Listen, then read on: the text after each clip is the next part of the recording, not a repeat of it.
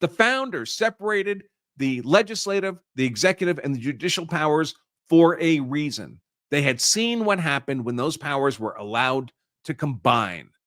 Tyranny is what happened. They'd existed under the English Parliament. The English Parliament combines the legislative and the executive authority. And it was a horrific experience. The founders debated these issues for years, intensely. They tried alternative structures, and they ended up with our U.S. Constitution with three distinct branches of government. Article 1, legislative branch. Article 2, executive branch. Article 3, judicial branch. Each stands alone.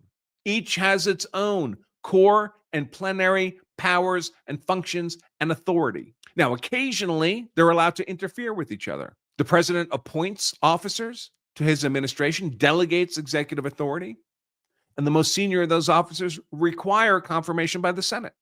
So the Senate plays a role in that particular executive action. The president can veto legislation coming out of Congress, and then Congress would have to override that veto. So the president's allowed to interfere with that legislative function in Article 1. But each of those interferences is explicitly provided for in the Constitution. But for those explicitly permitted interferences, the different branches have no authority to interfere with the other branches' core and plenary powers.